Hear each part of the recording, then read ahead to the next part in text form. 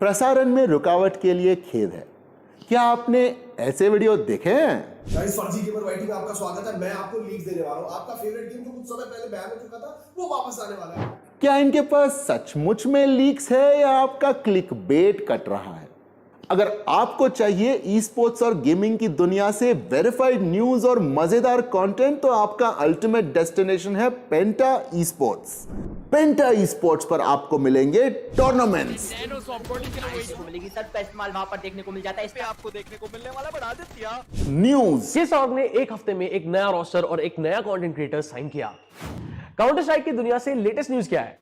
Content. अभी के time पे ऐसा है कि आप कहीं भी नजर मारो आपको कंटेंट मिल जाएगा। एक दिन ऐसी रैंडमली मॉम को कॉल करके बोला कि मॉम, नहीं हो रहा है मेरे से और मुझे गेमिंग करना है फुल टाइम। क्या वो ऑनलाइन खेलते खेलते like it became my passion कि मुझे इंडिया का बेस्ट बनना है। और भी बहुत कुछ, और वो भी फ्री फ्री फ्री। तो अब रुके क्यों हो? जल्दी पेंटा ई स्पोर्ट्स को फॉलो करो और बन जाओ e sports Guru. Hello, everyone, and welcome to the Penta Podcast. This is our latest initiative to bring you all opinions from the leading voices of the industry across various topics relevant to the gaming and esports industry. I'm Kiran, ShaDeSLaYeR Noojibail, head of esports at Penta Esports. Over the last 16 years, I've been a competitive player, esports commentator, live producer, show director, among others. In today's podcast, I am joined by some individuals who've seen the Indian gaming industry through the journalists' lenses. We're joined by them today to discuss what is it like to be a gaming journalist in India. Here's who we are with us today. We have Rishi Alwani with us. He was the features editor for T3 magazine, the video games editor for Gadgets 360, and editor for IGN India. He has also written for publications like Mumbai Mirror, Games in Asia, Times of India, and Square Go. He is also the co-founder of the Maker Reactor and communications manager at Super Gaming, and also runs 0451 Games. We have Nishant Patel, the co-founder and CEO of AFK Gaming. We have Khumail Thakur, who is the reviews editor of Stuff India and What Hi-Fi India. We have Rehan Hooda. He's the associate managing editor of IGN India. Previously, he has been a producer for Network 18, senior correspondent for BGR, and chief sub-editor for India Today Gaming. We also have Gargi Sarkar, who is the principal correspondent at Ink 42. Prior to this, she's been a senior reporter with IndiaTelevision.com and a senior correspondent with the Financial Express. So, guys, let's dive in. First, I'd like to throw this question out on the floor for everyone. We're seeing more gaming and esports coverage in India than ever. What do you think are the reasons for it? We'll begin with Rishi. There's a lot of reasons why we're seeing a lot of esports and gaming coverage of late. I'll get to the very mercenary reason first. One, it's because that's what people want to see, and you can't be an online publisher of news and content if you can't cater to your audience. They're basically seeing what's working on Google, and they're like, yeah, if it's easy to get that SEO in, let's get that SEO in, right? That's why if you go on any mainline site, even sites that have no business covering gaming, you'll find 20 million stories on Coin Master tips and tricks and Free Fire unlockables and codes and all sorts of riffraff. But it exists for a reason. People need to get paid. You need to keep lights on. So that's the very mercenary reason for why it exists. I'd like to let the rest of the panel explain the more virtuous reasons for that. Nishant? Yeah, I think there's two reasons: BGMI and Free Fire. Um, Before BGMI and Free Fire really exploded, at least on the esports side of things, you didn't see too much mainstream media attention coming towards the space. But like Rishi said, when enough people outside of the core gaming sphere start caring about what's happening in games like BGMI, Free Fire, it kind of spills over to other games and other publishers as well. So I kind of resonate with Rishi. My thoughts resonate with Rishi here. I think it's everyone's trying to grab the low hanging fruit here with gaming SEO content. Perfect. Khumail? I think it's a lot of reasons. Both of these guys said two reasons. I want to add to that reason, and I think it's mostly to do with access to technology. So, where will you play BGMI and PUBG if you don't have the smartphone to run it, right? So, the fact that access to technology and something like a smartphone can run that game easily, and then you have cheap, available internet, that makes it very accessible for a lot of people to jump in on something. And when you have a lot of people jumping in on something, that means that's where all the eyeballs go, essentially. Absolutely. Rehan, do you see any other reasons why we've seen this boom? Not really. I mean, it's majorly what Khumail and Rishi and Nishant said. It's all about the access to technology because early on, like late 1990s or early 2000s, internet wasn't really a thing. It was a very elitist or rather limited to a very small subset of people. And same with computers and stuff that you can play games on.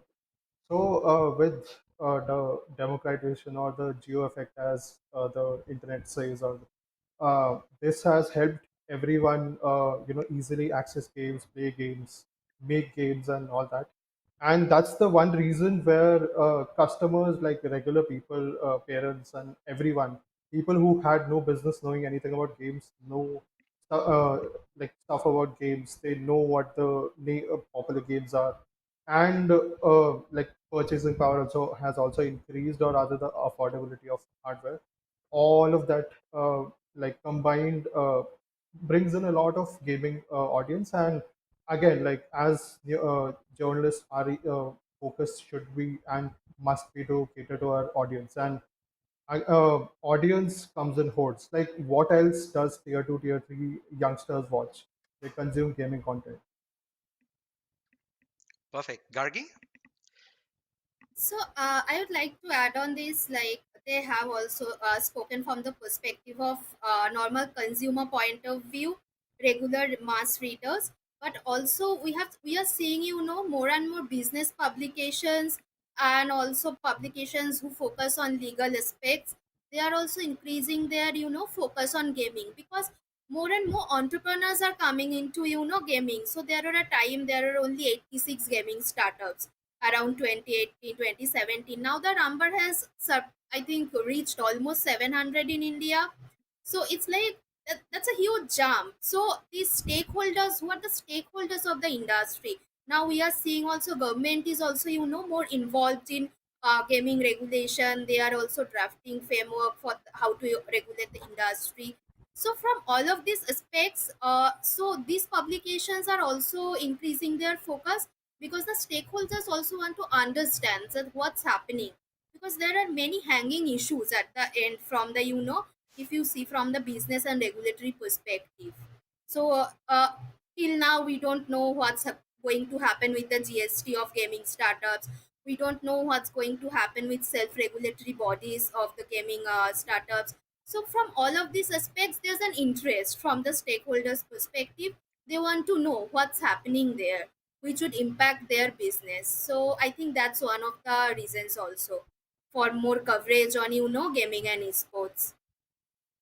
Absolutely. Talking about news Uh, consumption just a sec. patterns. Just a Yeah. second. Can I just like to add to that?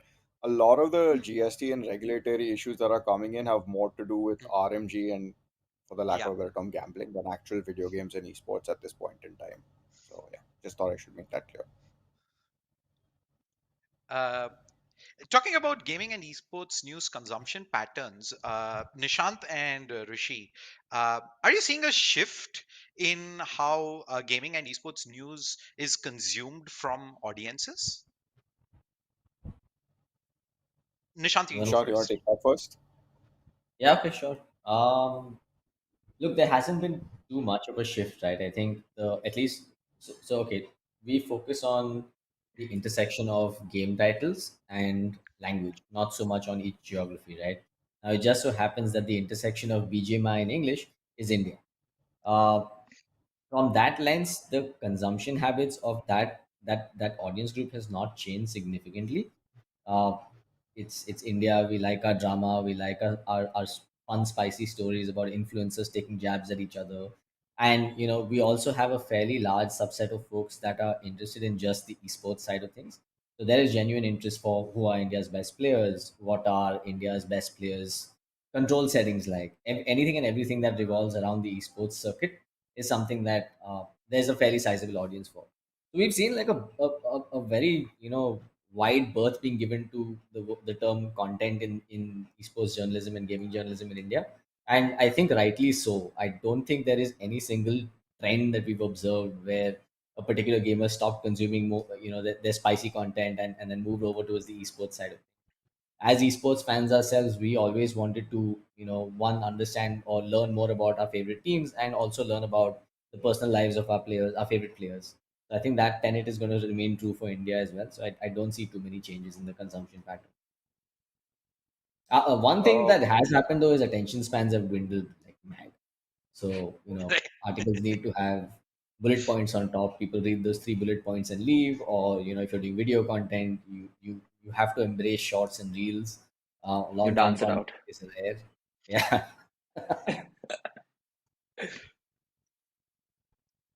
hmm. I mean, Yeah, Rishi. yeah. So I mean, that's an interesting. I mean, yeah, I kind of agree with Nishant to a point that yeah, if you're looking to run this as a super sustainable business, yeah, you need to do all those things, particularly if you're targeting an addressable audience that's commercially viable. But what we've seen with my projects like Mako and 0451 is the deeper you go, while your numbers in terms of mass will not be great, they'll keep coming back. So what we've noticed is particularly around on Mako with our content around Monster Hunter, our content around Elden Ring, stuff like how to transfer your save data over from the PS4 to the PS5 for Elden Ring ends up doing wonders. That basically carries the entire site for the year if it was published at the right time. And that's something which hasn't changed actually. We've seen the same behavior back in the day at NDTV, where at that time, fine, something like GTA 5 cheats will cover everyone's salaries for the month and a half, 2 months. Something like, hey, how to play Pokemon Go in the country will cover your salaries for for like the year, if done right and if done well. But at the same time, it's also a question of publisher focus, right? Like on if you're addressing a wider audience, yeah, you need to make sure you have all those uh, the hygiene factors in play, embracing shorts, embracing reels, embracing three bullet points before your story's out. But if you're covering something like which is super super super niche, right? Like for example, what's the install base for an RPG that's coming out, or whose embargo lifts in the next 15 minutes, like Final Fantasy 16. Or if you're talking about something like what's the sales figures for Horizon Forbidden West, or God of War Ragnarok, in that case, the audience is a lot more forgiving, a lot more willing, and more importantly, to the point where some of them are even willing to pay for that content as well, right? Right. So it just depends on which end of the spectrum you want to go and where you find that, at least in my perspective, most comfortable. And to me, I've seen that the more esoteric it gets, you get into the territory of some of the audiences Gargi was also talking about, where you have VCs who want to know what's happening, you have publishers and other stakeholders who want to know what's happening, and they're willing to pay for that content hand over foot. So I do think that it's a question of finding that right niche with the right audience. And yeah, the mainline audience is a lot more attention, has an attention deficit. And yeah, people are going to celebrate the cult of personality by trying to find out what the best of the best are using. And I mean, and from a business perspective, the best way to embrace that is make sure you have the best affiliate links at any given point in time. So to me, that's and the nature of the beast, and just a question of which part of the audience you want to tackle and how you want to tackle it. Perfect. And another thing you mentioned was publishing formats. So I just want to dive deeper there in terms of publishing formats. What has changed post pandemic? And do you think there will be any new trend in the near future? This is for Khumail and Rehan. I guess Publishing format, you mean like platform wise? Sorry, Ran, go first. Uh, yeah, of course, a lot of them are platform dependent. So, yes. Yeah. I mean I Yeah. guess where you can go. Go ahead. Go ahead. Go ahead. Go ahead. So I think from what I have seen, obviously video has been the go-to in terms of shorts and reels, where people just want to consume information in seconds rather than minutes most of the time, and just move on to the next thing.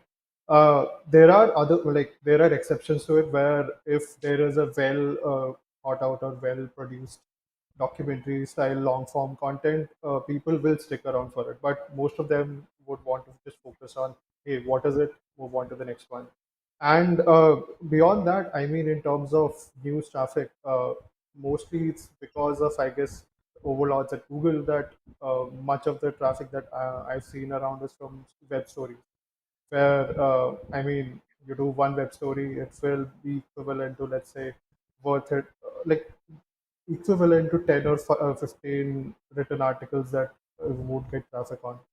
So, yeah, these are the two formats that are there. But one is more driven by the consumer demand, and second is more from the tech perspective. Would you agree with that, Kumail? Or is there other formats that you see as Yeah, well? I feel like it's more to do with platform.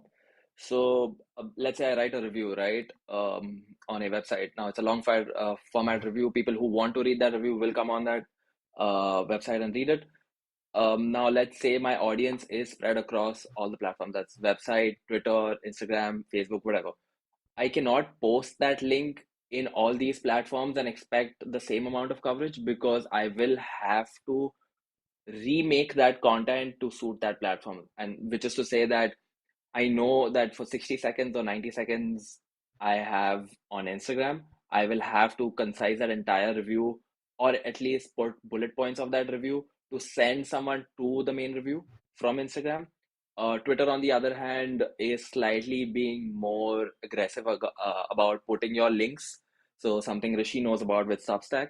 Uh, so, posting your link again on Twitter doesn't really help if you actually just want people to come to your website. So what you have to do is basically build communities on all of these platforms and then expect those communities to fall back to your main source of income, that is your own website. So yeah, that's how I feel that you have to like adapt to each platform to make your content and make that content work. Right. Yeah, Um, yeah. I mean, I agree to it because at the end of it, communities drive everything. Like from the conversation to what our decisions around what to cover come from, and each platform, for example, Discord has entire servers, communities where you just subscribe to the news of a particular website or a particular topic, and they'll do the curation, and you directly get the links. And again, if you don't cater to a specific design in terms of like the type of format on a particular platform, it won't really work. Like, why would anyone click just a link of a generic image on Instagram for that matter? And similar with YouTube, like if you just do a community post of an image with the rating, very few people will comment. So you have to convert those. Right, absolutely. Um, Something Rishi mentioned earlier on the podcast when we began was about the distinction between gaming and RMG. So Rishi, we know there have been discussions around that distinction, right? Recently also, how can media help readers know better? Do you think there is something missing in terms of coverage in that space? Oh man, you're opening up a hornet's nest, my dude. Uh See, it's just abundantly simple. It's not even a media problem. It's a PR and communications problem. And I'll tell you why. You're gonna have. I mean, you need to look at how journalists operate, right? More often than not, you're living story to story. You're living on a quota of making sure you hit your certain number of stories. You have 20 million people to contact every time there's something cool that's happening. You need to get the research done before the story is even in a place for you to share it with your editors, right? You're basically harassed and living on caffeine 24/7. And in all of that comes a call from a PR person who's who's super opportunistic and is like, "Hey, do you know about this cool gaming startup that's doing some really good things?" And okay, you seem interested because it fits the narrative you're working on. But then, hey, lo and behold, when you ask them what games or IP or anything they've built, the response is, "Sir, poker rummy," and I'm like, "My dudes, you're trying to tell me I can play poker rummy for free on the Play Store? Oh no, no, sir, you have to spend to play." I'm like, "Oh, so this is gambling?" "No, it's a game of skill. It's not a game of chance. It's not gambling." I'm like, "No, no, it's gambling, right?" And the problem is, I squarely blame the companies involved in this. They were super opportunistic in taking advantage of the fact that writers, journalists don't have the time to even bother with most of this, right? And at least I know in the tech space, there were a lot of us who straight up, anytime we get these calls or get these emails, we just auto reply saying this is not games and like left it at that. And that's something I still know a few of my friends do to this day. A lot of it has to do with how it's being presented, right? And in a way, I can't even blame the companies at hand because when you're trying to for the lack of a better term, put lipstick on the pig, you're going to use the best lipstick possible, right? So the problem is essentially, from my perspective, more to do with how it's being presented to the media, and that will then force media to work double time, triple time for the lack of to bring clarity to what it is. So I mean, I would just say that if fine, if someone tells you they're gaming or or their video games, you should at least know what the frame of reference is. And a lot of times it does get murky, even from a legal distinction. And I know this because like a couple of weeks ago, I had a slanging match with a lawyer friend of mine where it basically led to a point where he's like, from a law perspective, the difference is so narrow, right?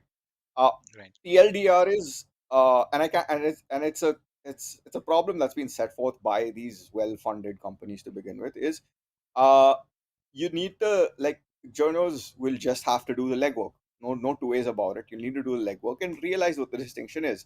uh, and I'll tell you why, right? It also becomes hilarious when you have a situation like, let's say, you have, let's say, a studio that's working on a battle royale that was also known for a lot of RMG titles themselves, right? When now think about it, right? If you're writing for a news outlet, and you have to break that down into a way that makes sense for an average reader, how are you going to break down the fact that X company, which is making this cool looking battle royale, is also doing a lot of stuff on the gambling front, which is not video games, but the term people like to use is real money gaming, right? How do you need a certain level of finesse to be able to break that down for yourself in your head to begin with, so that you can make sense for it for the rest of the world. And yeah, it's just going to be an ongoing thing. I think that's something we'll just have to deal with.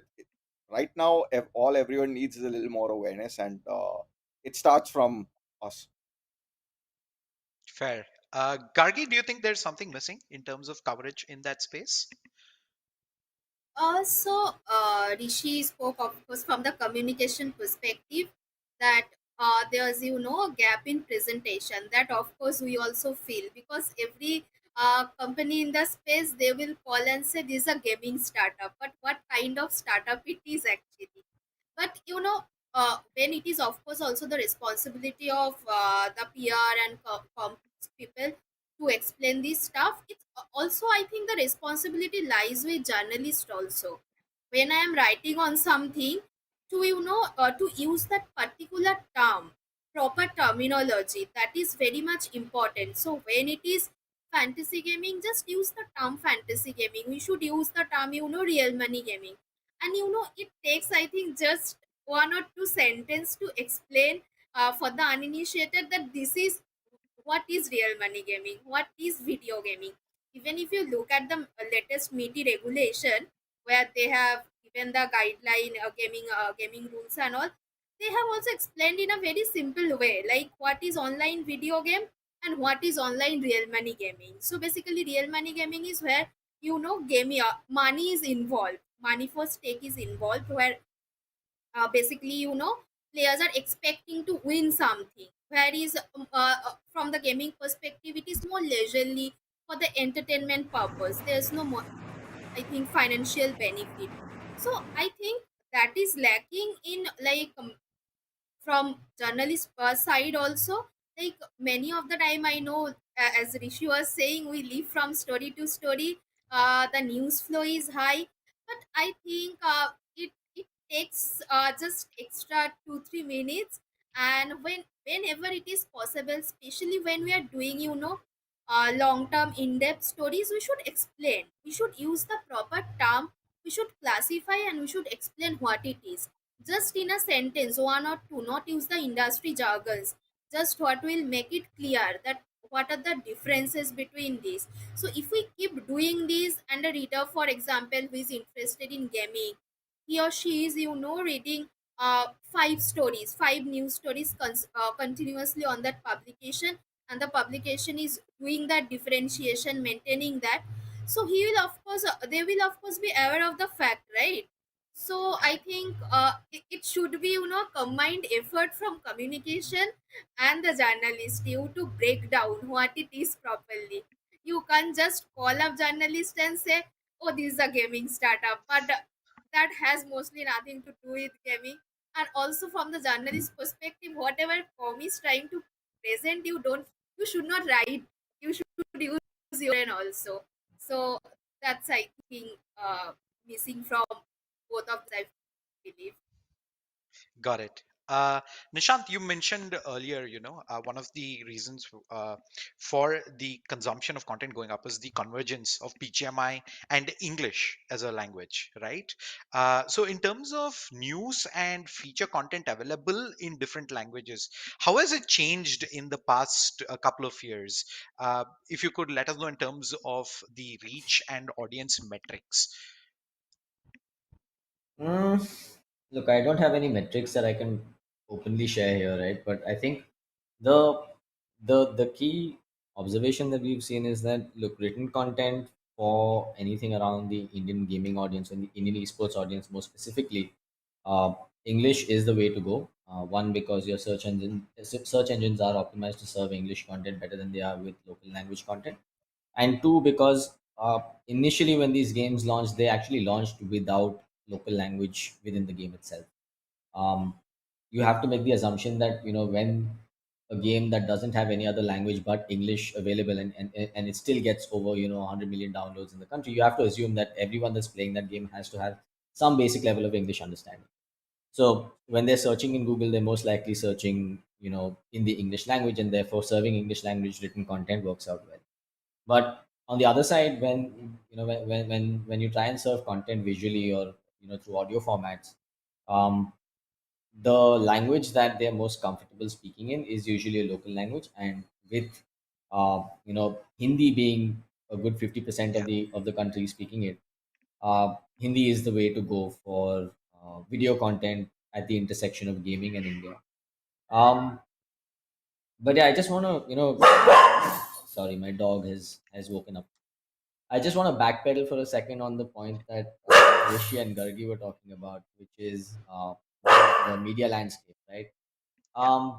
We this is a topic I've beaten my head against the wall for way too long. It's honestly, it's just a system of poor incentives from top to bottom. A site makes money when a lot of people come to read a story, and a lot of people come to read a story only because it's either sensational, or it is exclusive, or it is written first, right? uh, Broadly, these are the three reasons why people would consume a piece of content on your site as opposed to another. And in that rat race, sometimes facts get omitted, quality gets sacrificed, quantity gets prioritized. I think that's where the incentives itself are just misaligned right now for quality content. I mean, I don't have a solution to it. I wish I did, because smarter people than me are working on this problem. But um, the end game eventually is, can you make content that's good enough that people will pay for, and then you don't need to try and get a lot of people reading it, and you just get a few people reading it and make it sustainable. I'd also like to throw that question out to everyone on the floor in terms of the news and feature content available in different languages and how that impacts in terms of reach and audience metrics. Anyone want I to chip in mean, there? I don't really have a direct, experience directly working around different language content, but back at BGR, I have some cursory understanding of what number of X the reach of gaming content for Hindi was, which has already been mentioned here. Uh, Anything GTA just blew up, or BGMI, like GTA secondary. BGMI, anything, any story you did, anything like easiest to easiest, how to, or the best guns or best maps and all of it. It used to blow up anyway. And in terms of video content, as Nishant mentioned, that you have to cater to Hindi, that's largely true. And at the same time, there are a lot of huge pockets of consumers or viewers that are concentrated in regional languages like Tamil, Telugu, and all of that. And you can actually see it from streamer numbers. Like anyone can literally be a star overnight, or like not overnight, but over months, where you see them crossing 100 million and all subscribers on YouTube and stuff, and they have a very loyal audience. So each platform again has a different kind of workings when it comes to language. I mean, it's also a question of bandwidth. At least what we've noticed on Mako Reactor. For us, Japan is one of our top five markets, and we're not a site that writes in Japanese, even though we cover Japanese games. And we're just a two-person team. We're not going to like spend time or get a translate or even machine translate content into Japanese. But I do feel it also has to do with the fact of the willingness of the audience to go through the hoops. I don't think there is a wide enough expat audience in Japan to be reading our stuff. So to me, it's just also another question of, okay, what are you putting out there that's compelling enough for them to give you a visit, right? And that's when it goes. That's when it kind of helps and or beneficial to just be like going really deep into things that no one's going to touch, like like I said earlier, stuff like Elden Ring file transfers or even Monster Hunter patch notes. So it's that's what at least what I've seen it on Mako. But I will agree that with Nishant that yeah, it tends to be a situation where English is still perfectly fine for the written word, but on video it makes sense to go into regional, local, or even other languages. We've seen that with our Indus YouTube channel. The reaction to Hindi content is phenomenal versus anything else we put out there.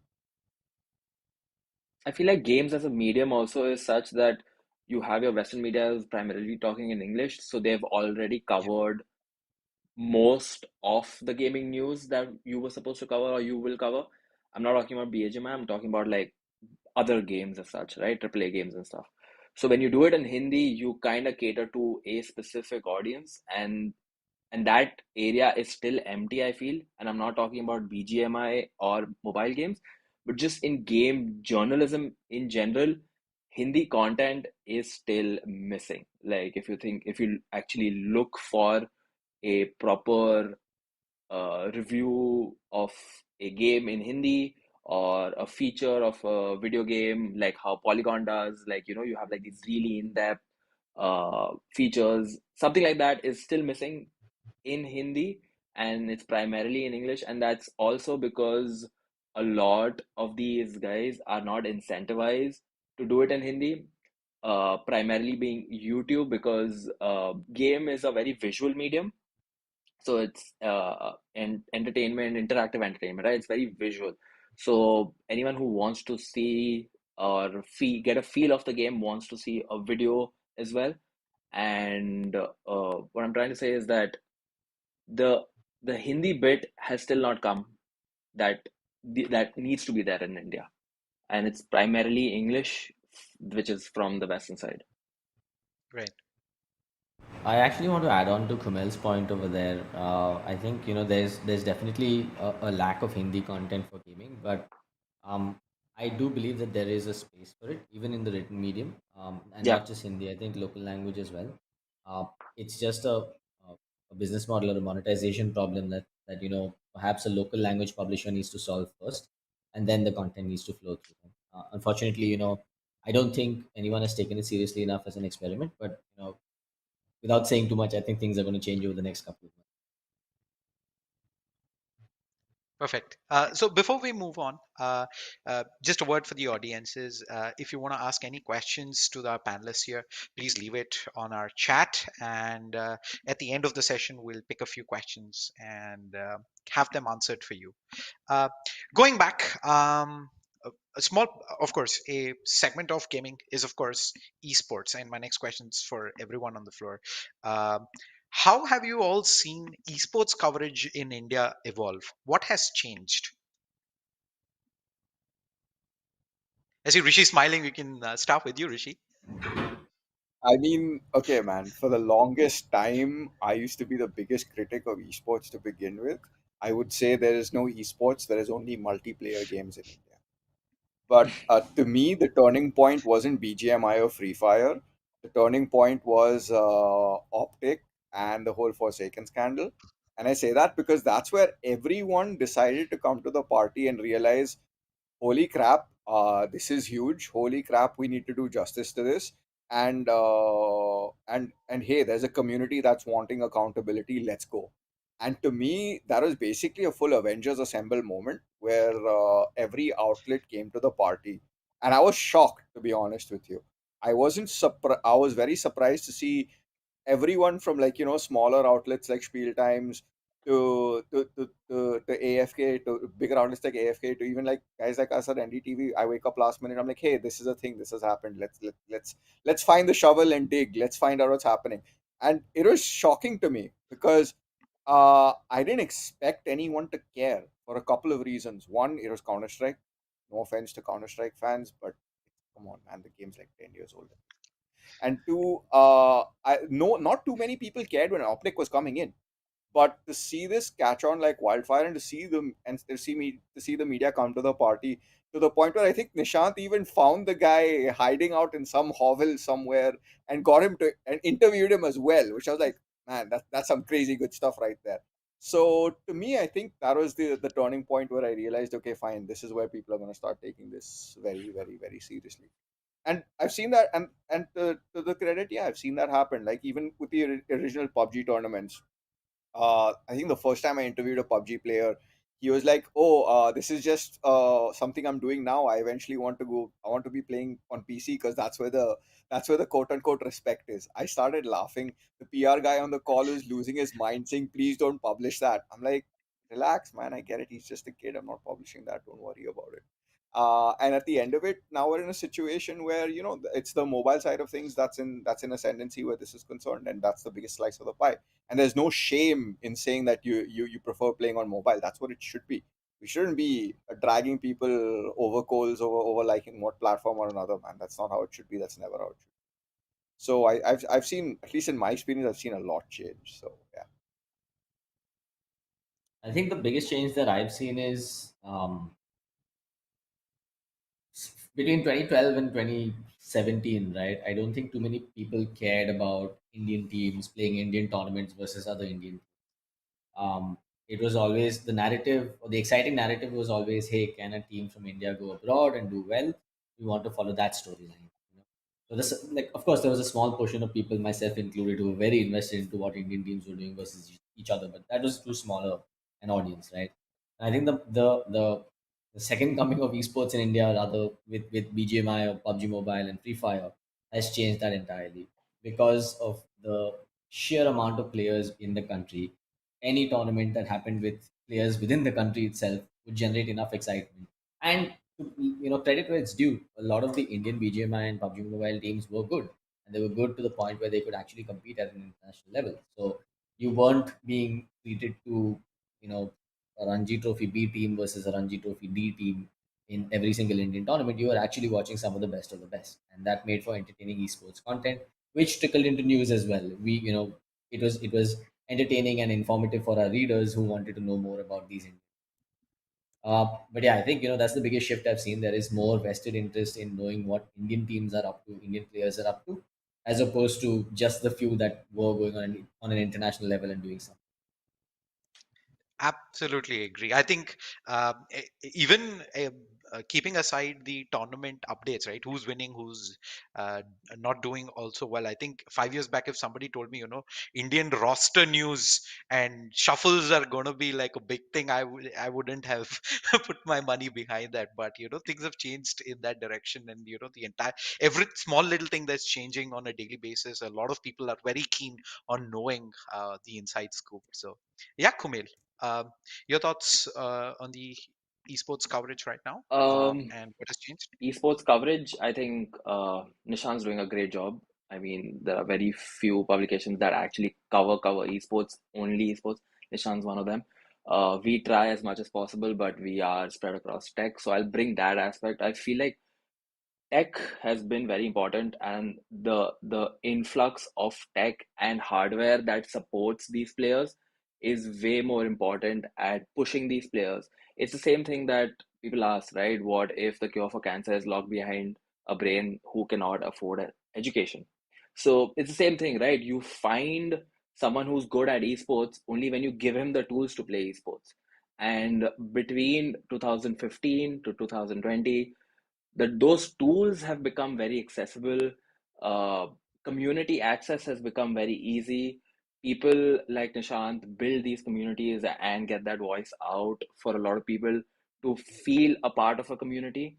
And that's the main reason why I think esports is booming so much, because it is a social uh, there is a lot of social aspect to it, meaning that, hey, I'm playing this game, do you want to join in? And then when you have friends playing a game regularly, you kind of take interest into that game. And then when you have like tournaments and when you have an esports, you try to get that interest going, right? So I think most of it is down to the technological shift that we've seen in India, primarily through smartphones. And that is why BGMI and PUBG mobile games are so big, because they give access to a lot of people. And that is very important, I feel. Access is what drives esports and any other source of gaming medium. So that's what I said. Like, I think I was talking to someone recently and I told them that the people who were playing mobile games and the generation that grew up to mobile games, Gen Z, is now going to PC gaming, and they're going to get that money to buy a PC, right? So you see like an influx or like an increase in PC sales, hardware sales, and that is actually backed up by metrics. And a lot of these companies, HP, Asus, have confirmed that they have got better sales over the years as the pandemic has rolled out. So I think access is very important uh, to the development of esports as well. Rehan? I think whatever points I wanted to say, Kumail pointed out, because from 2015 or 16, when I jumped into news or started my career, I can clearly recall like 2018 was the year where like mobile gaming, BJ, PUBG back then, and Free Fire came into picture. And the main reason was smartphones. Like I could see on the street while commuting to office, like people waiting in traffic in Mumbai and playing games. And the entire car is filled with four people. There's your squad. Everyone is playing in, and pointing out what's the point, what are the strategies like. But beyond all of that, again, like uh, ease of access for in terms of internet, for example, and beyond all of that, COVID was another factor which just boosted entire esports ecosystem, where it mentioned it outlined or rather brought in a lot of content creators who could serve the gaming audience who didn't really know much about esports. They could have more sources of information. So those two aspects are the main things that, in my opinion, have driven the esports boom in India. All right. Gargi, of course, I had the opportunity of meeting the first time at an esports event An not too esports long event, ago. yes. Yeah, I think that must be your first time you were there as well. So, how have you seen that change happen? So, Khumail was saying, also Rishi was saying, the number of tournaments also have increased, right, over the years Yeah. with the influx of games like BGMI and all. So what I've seen, the esports companies or startups who are basically hosting these tournaments, they are also being very active, from the communication perspective, because they also want to attract more eyeballs. So from that perspective, they are reaching out to more publications with their press releases about the tournaments, and like what is the prize pool and everything. So from a very like mass point of view, there's been, of course, a change in that even since I can't share, of course, the exact metrics of how much.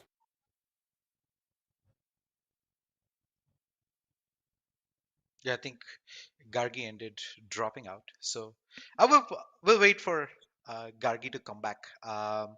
As we wait on, let's talk about something that we've Kumail as well as Rehan brought up, is the fact that India is a mobile first country, and BGMI is back now, all after a period of time. But that too, it's only for 3 months as of now. Free Fire is still not there. There is still an uncertainty that always looms. How does it affect publications in terms of content coverage and audience? Something I would like to open this up to the entire floor. Hmm. I mean, at least in my experience, you have to find ways to still be relevant, man. When I was running IGN, that was at the peak of the ban. We basically doubled down on everything PS5 related. We tripled down on it. Okay. And we had an advantage because between at that time between Shunal and me, we had enough shared knowledge of who to bother and how to get things done. So we got by just fine. We were able to weather that storm. In fact, numbers grew for us at that time. To me, that's the thing. You just have to find the next thing to stay relevant. We couldn't like sure, yeah. If there was something relevant to cover on the PUBG front at that time, like if it was coming back, the only time we'd even cover that story was if we could verify it from two separate sources at any time. Otherwise, we would not touch it with a 10-fold. The trick is to still stay relevant regardless of it, because we can't. I mean, as an outlet, you can't just depend on that one game, right? It becomes problematic down the line. Right. Nishant? Yeah, similar sentiment. We've always been at, like I said, the intersection of a game and the language and the language, right? So if one of those games gets pulled out of that equation, you just move on to the next game that sits within that language. We also have a very straightforward philosophy on AFK, right? If it's a game that's been around for 10 plus years, it deserves its own separate section. If it's not, you live within the esports section, you live within the mobile esports section, or you live in the now newly launched gaming section. So we only have Dota and Counter Strike as separate sections right now, in addition to esports, Right. mobile esports, and gaming. Um, it's it's always going to be a risk in India, especially. There's a lot of uncertainty around which games are going to stay, which games are going to get banned, and why. And anchoring yourself to just one game title is foolish. I think it's extremely foolish in a market like India, especially because we saw, and it's not like there aren't examples to draw on from the past. We saw when PUBG Mobile got banned. It's not like players migrated to Free Fire or any other game. Yeah. They went to TikTok or they went to something else and did something altogether entirely different. They are not, these are not your traditional I love video games, therefore I play video games audience. This is your audience that says I love playing this one game because I was introduced to gaming through this game. It no longer exists. Let me find something else to fill my time. So yeah, I think we've taken that conscious call. Don't anchor yourself too strongly to one particular game unless it is profitable from day zero. And the only way it's profitable from day zero is if the publisher says, yes, I want to invest in creation of a news and content ecosystem around my game, which unfortunately never happens in India. Right. The next one is for Gargi, Rehan, and Kumail. According to you, when approaching an industry story, how is the gaming sector different from the other sectors in terms of startups? Any specific difference, good or bad, that you've noticed? Let's start with you, Kumail. Can you repeat that question again? Sorry. So, what according to you, when approaching a industry story, how is Hmm. gaming sector different from other sectors? Any specific difference, good or bad, that you've noticed? Uh, Industry story, not really, because I honestly feel I'm not the right person for this question because I haven't done that many industry stories. Uh, Right. I cover primarily games as such. Industry story, the dude is the no, this side. That's Rishi over there, and then Gargi over here now. But there are, I mean, if you want to get hold of someone who basically is in a gaming company that functions in India, it's very difficult because even if you get hold of them, they will not be able to answer questions that actually matter because they don't have the power to answer those questions. And by that I mean that let's say if you want to get hold of someone from PlayStation in India, they will not answer those questions because they are not authorized to answer certain questions. Primarily the ones that you are and your audience wants to listen to, right? So, Right. if from that perspective, it's slightly difficult because all of these game companies or developers don't operate or don't have a very strong foothold in India, and most of this is done abroad, so Singapore, Dubai, Southeast Asia, stuff like that, right? They are more than willing to answer questions that everyone knows answers to, and basically, it's all just fluff questions. It doesn't really add any value. I mean, like burning questions like, where's the PSVR 2, right? Like, tomorrow, if I go to Sony and ask them, they're just not going to answer that. So, things like these are problematic from a journalist perspective unless you have access to the people and they're willing to answer them, then that's good for you, but that's not happening anytime soon. Rehan? Uh, I think I have a unique insight here where, like, I earlier used to cover consumer tech, and then I gradually shifted and transitioned to game journalism. And honestly, it's the same. Where like I can't tell you the number of stories and interesting ideas or industry like pieces that have died because we haven't gotten responses.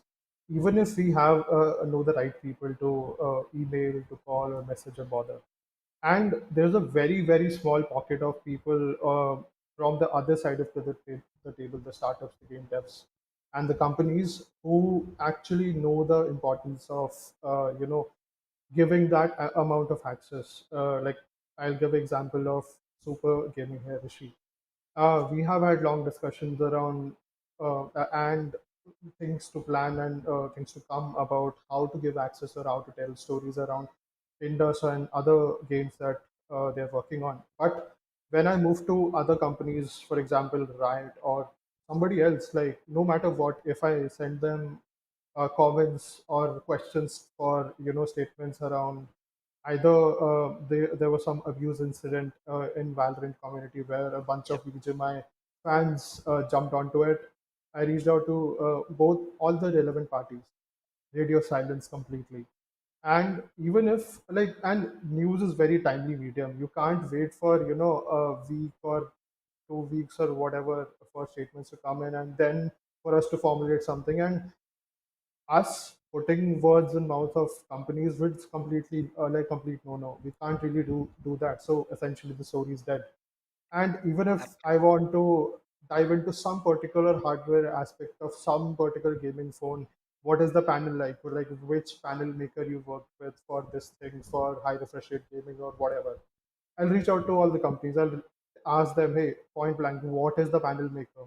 What are the exact customizations beyond the marketing language that you used on your decks during announcements that you can share with us so we can maybe figure out a trend or maybe highlight that particular change that you did. I understand most of it is IP and like in rights and all that, like super secret business stuff. But it doesn't really help me as journalist. It doesn't really help the readers as much.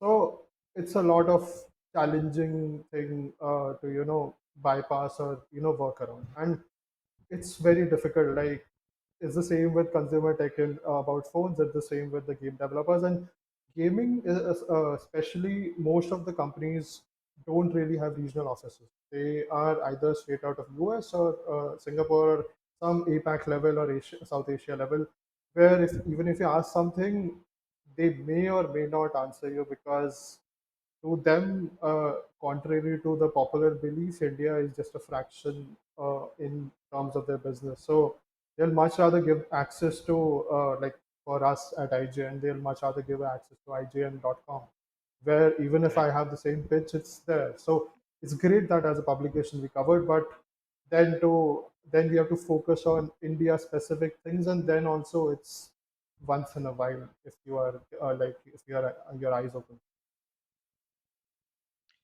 Gargi, anything else you've noticed in this space in terms of So, differences between the two? of course, I agree to Khumail and Rehan on the part that you can get hold of the international companies. Like, for example, you want to reach out to Crafton for something, okay? So it's not easy to get response from them, and of course, like we can't wait for 3-4 days just to write a single news. So the idea, like we just scrap the idea and move on to other stories. But when it comes to smaller startups like indigenous Indian startups, these founders are very keen to speak. Like I write across like sectors on startups, so the difference is gaming founders and esports founders are more open to talk. So that is one good thing when it comes to specifically industry story. Whenever I'm trying to write on some business aspect of something, or regulatory developments or anything, so from that perspective it's good that we get to speak to them. But also there are things like this is a booming industry, and they don't want to get on the wrong side of the regulators or the investors. So we many of times it happens that I speak to, at least for my industry stories, it has happened a lot that I have spoken to 7-8 startups, and I was just able to take input from just two startups actually. So I had to cut down on the other startups because that was very, very like generic and didn't add value to our stories. So that's one thing I think from the local perspective, what I have seen. Anything else you would like to add, Rishi? I mean, I kind of agree, particularly with Gargi's comments here, because I mean, let's be honest. If you're running a startup, you're going to, and I hate the word, hustle, and that involves being accessible to anyone, anyhow, anytime, any place to get the word out, and to make sure that when someone searches for you or your company on the holy Google, they find you. So there is that incentive to be quoted, right? But what really bothers me is when you're so enthusiastic to be quoted, own it, man. The fact that you have to come back later and tell a reporter that, hey, please remove for so and so reasons, or give something super generic, that's not adding value to the reporter, right? Like, and I know this because, like, I mean, in my current job, that's something we try doing, right? I mean, internally there are a lot of people who aren't fans of how we run our comms, but my logic is simple, right? You want to be seen, you want to make sure you get what you need, you want to make sure that you're transparent, you need to do what is necessary, even if it involves giving quotes to the media for something you're not directly involved in, right? Like, I really liked how everyone had quotes ready for BGMI's return. I thought that was good. You need Crafton's never going to talk about the return other than, hey, please download our game. It's great that the industry decided to rally, and for once every comms guy or comms girl was like, hey, let's go, and got everyone to play nice. I thought that was great because if you it's also a question of showing that this market is growing, right? You got to talk the talk. You can't just say, "Oh, India is the best market. We're so cool. We're this or that." My dude, if the businesses or the startups aren't willing to say that much, what's the point then? So to me, I thought that was really cool of everyone to just come to the party and say and put those quotes out. So yeah, I mean, I do agree with her that yeah, you have a little more leeway with the startups, but yeah, I mean, as Kumail and Rehan said. It's with the bigger studios, it's with the triple A's, right? It's like with an EA or a Ubisoft or an Activision, is where you run into dead silence on a lot of things. It's where you run into dead silence on getting anything done. And I don't think it's even a question of location, right? Because Garena, I had the same problems back in the day when I was dealing with them on at IG, and they would stonewall everything, right? And there are some things, even though while Crafton has a presence, they'll be a little quiet about as well. So I think it's a question of the company and what state they are in their lifespan, right? If you're a startup, you're more than happy to talk because you need the media more than the media needs you. Right. Talking about challenges, let's open this up to the floor. And I think this alone could probably take up another hour. But what are the challenges that you face as a gaming journalist in India? We can start with Gargi. So one of the challenges I think have already been discussed right now, Yeah. that you can get hold of international companies and many ideas you just have to scrap because of that. Another thing is, from the industry stories perspective, lack of industry analysts to give perspective on gaming, since the sector has just started booming. So when I'm writing on e-commerce, I'm trying to get a third party perspective, because when you are going to companies, they are not going to always say like everything accurate, because of course they also have their business interest in mind. And I get that. So when I'm writing on e-commerce, there are 5 analysts who are there to give us a third party neutral view, which help you to put things in perspective. But when it comes to gaming or esports, till now I don't think there are much analysts who can help you with that. Or so I think that's another challenge, and also lack of data. Like big fours are coming up with gaming and esports data every year from last 3 4 years, but the thing is still there are data's lacking when we are particularly going into niches. Like for example, I was doing a triple A gaming story a couple of months back, so I was just trying to get a hold of the data. How many players are playing triple A gaming in India, Yeah. or what is the status, but I could not get actually data very easily. So I think that's another challenge. But I think this is not unique to gaming. It happens to every booming industry. The more the industry grows, there will be more analysts to talk on this. There will be more reports. So we'll overcome these challenges, I think, in next 2 3 years, hopefully. Rehan, what are the challenges you're facing uh, I mean, I specifically? outlined. There are times where I have to bypass uh, things that are India specific to get access to things, to access to game codes, to get access for interviews, or just to pick something. Uh, and I mean, I don't know. I mean, that's a lot of back end reasons that I may or may not be aware about behind this. And at the same time, like again, like India is a fraction of a fraction for most of the big game developers, and that is the reason they don't really even bother collecting data for Indian players separately, or even highlighting it. Okay, X number of players are playing it in India. It's great that some games finally have started like having Indian servers where they can like at launch specifically, because even for example Valorant, the Indian servers came in quite a bit late after launch. And I can think of two games on from the top of my head. One is Age of Empires 4, like because I'm a huge fan. As and when I started playing in early access, there was an India server, and I'm like mind blown. I'm like, wow, Right. something done like nothing. And I think Ubisoft has had Indian servers. XDefiant will have Indian server. So those things are great, but in terms of access, 80% or 70% of the industry is still close to Indians, and we, as a media fraternity in India, have to do a much better job, or rather a more comprehensive job for all of the coverage to be more popular. So at least there is some amount of change or of stance from the AAA developers outside India. Kumail, any other challenges you see? Uh, my biggest challenge is, I mean, I feel like every game journalist is there because they love video games, and that's the frustrating part, is that your audience is not mature enough to reciprocate that love in that sense.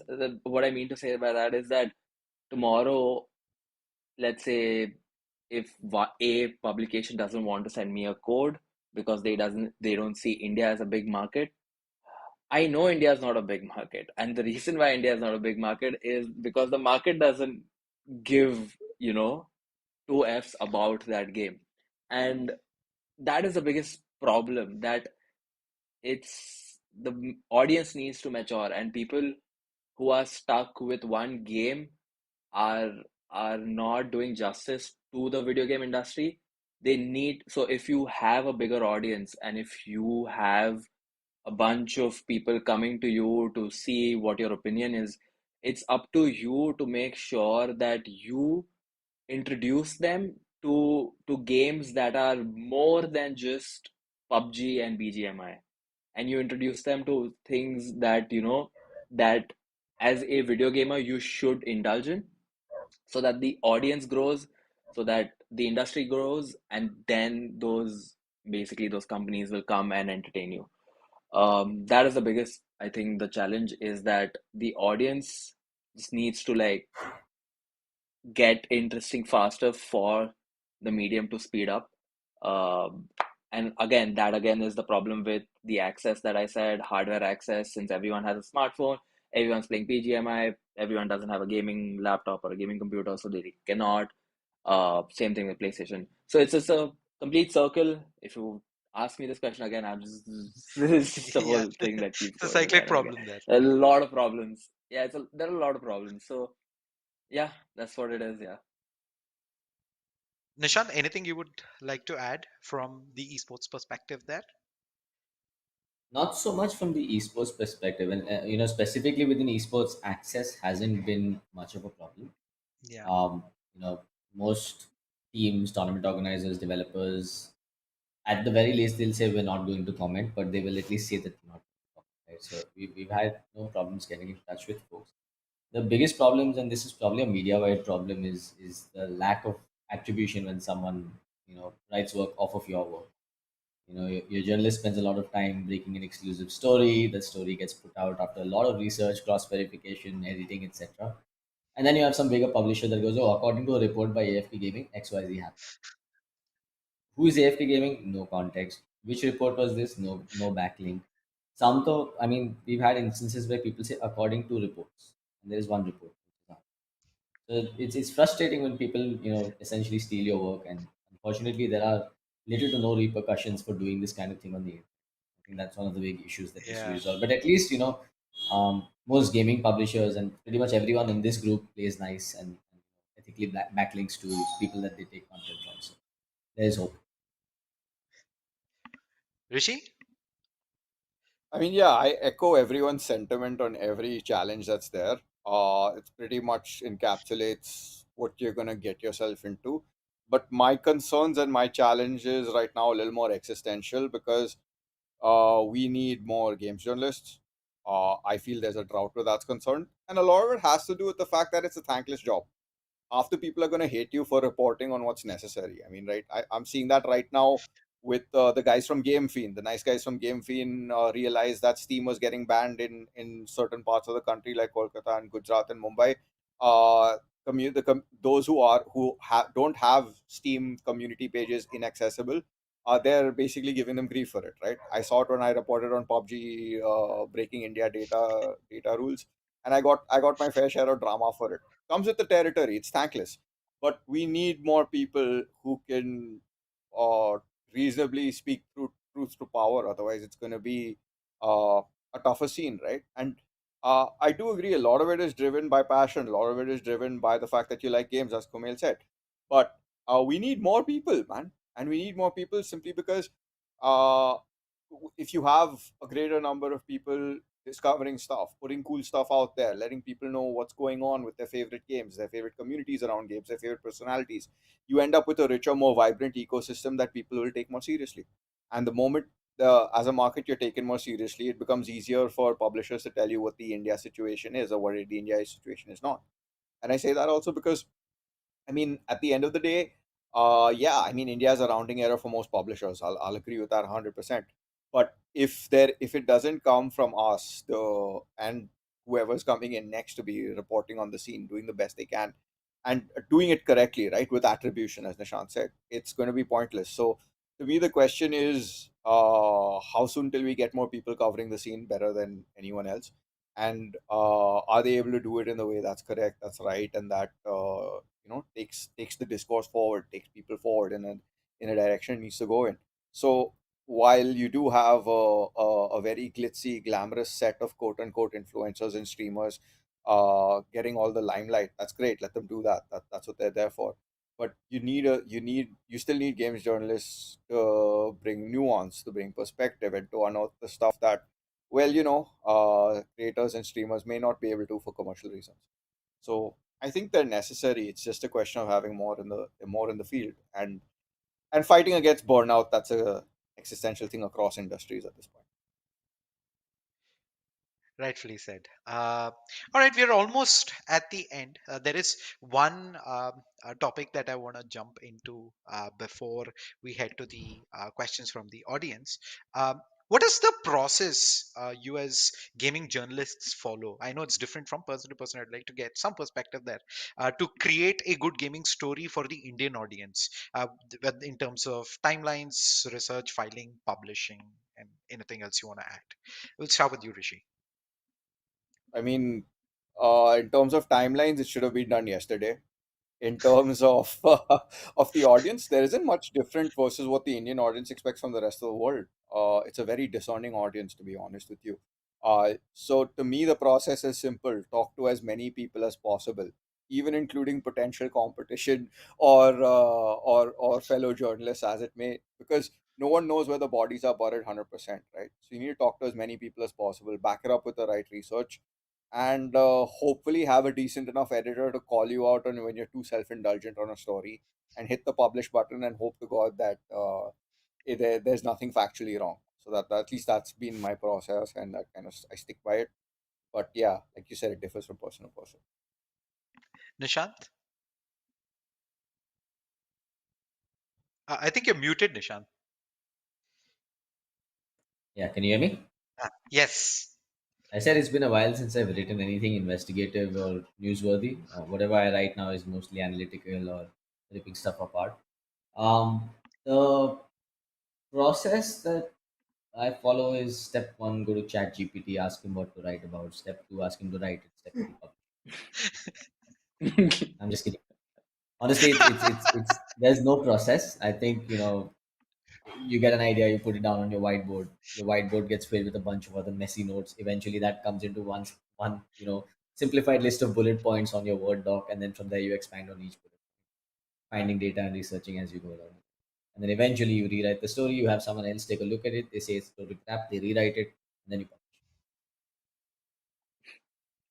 How does your process look like, Khumail? So I don't do investigative journalists as Rishi and Yeah. Nishando, and Rehan. But if I'm doing any feature story, the first thing is to set the tone. So I need to know what I am writing about and what is the end point and the start point. Essentially, knowing what the theme is going to be, and then just moving through the list and seeing that, the opinion doesn't dilute if there is an opinion piece here, and there is something informative for the reader. So it can't just be that, hey, this. It has to be something that the reader is getting a new experience to, and when they're reading, they need to learn something from it, or they need to benefit something from it, or they can use it in their daily life when they're having a conversation about video games, right? So it has to be something new for the audience if I'm doing like a feature piece, and something that they can learn from, essentially. Rehan? So there are two buckets to it, in my opinion. Like my process, as per my process, one is the need to know stories that everyone should know, no matter how boring they are or non glamorous they might be. You need to have report the hard facts and actually lay down the stakes to the reader. Why does it matter to you? Like, why should it matter to you? So that's the core of the story, in my opinion, for the first part. Second part is honestly like at IGN we do gaming, pop culture, and we also have, do anime stuff. So like currently just not enough people to cover everything properly. Like every day, no matter what, there's a long list of like 10-15 topics that I would have loved to cover on our website. And even then, like you have to, with experience with 1 or 2 or 3 years in the industry, you get to know what would even people want to read, like again serving the readers. So that's the second part of it. There, even if there is some niche game that I love, but then you have to make sure that the lights remain on. So you have to take calls on maybe not this, like maybe something more important that people will read. So those two things are where you have to set a careful balance in the mix. So yeah. Gotcha. Gargi? So, first of all, trying to understand what I am trying to write. This is very basic, like what I am trying to find out. If I am not clear on my theme, then I think the audience also won't be clear what I am trying to communicate. And then, after deciding the theme through secondary research and the ideation, after the ideation part, uh, framing right set of questions and talk to as many as people possible to understand all the perspective from and give some in-depth value to it, and that is pretty much the standard process at least we follow. Got it. All right. With that, I think let's just jump into some questions from the chat. Have one from Anurag, who's also asked a couple of questions. So one is Nishant mentioned Chat GPT. What's up with that in journalism? It's open for everyone. I think that's a panel discussion by itself, honestly. But there's a good way to use it and a bad way to use it. I think finding that balance is essential. What it does do, at least from a pure business perspective, right? When you're writing stories that are non-news, it really helps to use ChatGPT to source ideas, to sort of proofread your work for you, and rephrase it in more coherent ways sometimes. And most importantly, it because you've now got a tool that helps you to do this as opposed to a manual editor sitting and doing it, you're able to pump up your output per day, per week, whatever that metric. So I think that's one way it's helped us for sure. We've gotten a lot more efficient at publishing more stories within a shorter time because of that. Anyone And I else would like know to add? all the other journalists are going to hate me for saying this, but I mean, I mean, ChatGPT for me is just another tool. I do not for writing, but to create literal tools to curate news. Like, I don't know much about Python coding, but I just use it to create some a thing which like reduces my time from like 3 hours of going through hundreds of web pages, or in the morning to like 30-40 minutes and going through figuring out what's out there, like what's important. So that's it's there are thousands, like the number of people, the number of ways they can figure out to use ChatGPT. But for me, that is how it has been of some help. But then again, like machine learning and large language models, there is good and there is bad. So yeah, for me, for rest of the stuff, I'll probably wait for things to pan out, figure out what's happening. Rishi, you wanted to add something? I mean, yeah. To be honest, been using it mainly to proofread stuff. That's where it's become super useful. And yeah, I mean, as Rehan said, right? It's something it's got a lot of good and bad with it. It's a question of how you use it. What's been going on in the general discourse around this with bigger sites internationally, right? Like, if you look at what's happened with CNET. CNET, for example, most famously had a lot of stories in their finance section which were AI written. And that caught the attention of The Verge and a few others, and it ended up becoming an entire nightmare. They killed that section overnight. They removed all those stories. And a lot of the reasons why they did that had to do with the fact that they were factually incorrect. They gave the wrong financial advice. Now, think about it, right? That's some galaxy brain stuff right there, to take AI tools to make financial content, content, and you're doing it in the US for a market that's pretty much invented capitalism at this point. It's like shooting yourself in the face at this point. So there is a lot of good and bad to it. Right now, we're seeing all the bad actors being weeded out one by one. Uh, I do think that all it does is it makes our work a lot more dearer, a lot more rarer, and a lot more price and a lot more enduring in a way. Because given the state of these tools right now and how they would probably end up in the foreseeable future, we're even seeing horror stories of how chatbots essentially mutate into telling people to commit suicide, which has even happened, right? And we've seen stories of that as well. So I do think that there is value in the human input, there is value in the human experience and putting that out there in the best way possible. It's just a question of everyone finding their ground, because a lot of the hype around AI reminds me of last year's Web3 hype, and we all know how that turned out. So let's just see where it lands, right? Use it for the best case situations, and always rely on the space between your ears for everything else. The next one is a couple of people who have asked the same question, Jasdeep and Krishanu. Must be League of Legends fans, and this is for Nishant. Why not League of Legends as a category on AFK gaming, since that game has also been around for more than 10 years? Because when we tried experiments around League of Legends, like 5 of you read it, so it's just not. It doesn't make business sense for us to do it. There's probably like 10 League of Legends players in the country. I'm sorry. Rishi can barely hold his laugh, so. It is brilliant. I agree with Nishant 1,000,000% on this. There are a lot of things that that mainline sites cannot cover because there is no audience. And Yeah. I mean, I'm not surprised at all. So yeah. Look, we're not a charity. We're trying to run a sustainable business here, and to spend time, effort, and money on covering League of Legends with no hope of recovering it. Well, if someone from Riot is listening to this, Yeah. I'll send you my UPI account. We can start League of Legends overnight. Fair. So too, Indian players are going to Asian Games. So yeah.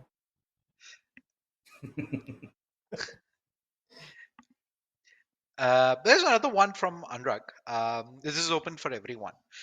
What's your opinion of uh, your opinions on esports breaking news channels like GameX News, Extraordinary? Love the content format.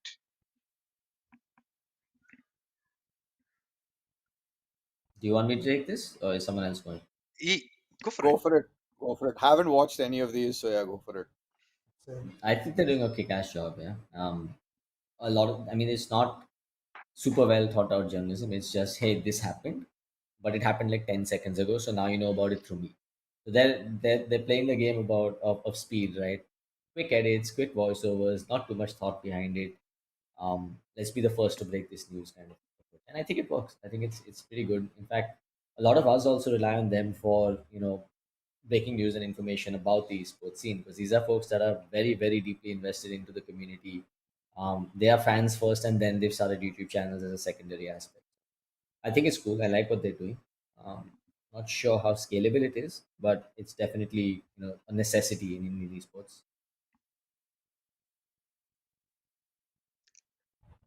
Next one is from Aniket. I'd like to open this up for everyone. Any pointers for someone who wants to start a new news video around gaming? I think you can add that as a add-on to the previous one. Nishant, if you want to just add on. Um, tough. I think the guys at GameX and folks like GameX Extraordinary and all have been doing a really good job so far. I don't know the answer to that. Otherwise, we would probably be doing it at AFK as well.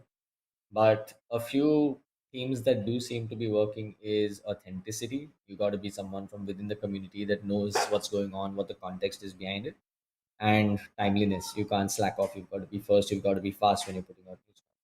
So don't worry too much about having fancy cameras, fancy audio setups. Just focus on the content itself, and presenting that content in a easy to consume manner. Everything else is luxury. You spend on good cameras and good mics. When you've blown up already. Perfect. Good And in Hindi. Yeah, that's an important one. All right. With that, thank you everyone for joining in. Before we part ways, final thoughts or any message to aspiring gaming journalists. We'll go around everyone. Rishi. Um, I mean, be consistent. That's pretty much the only rule at this point.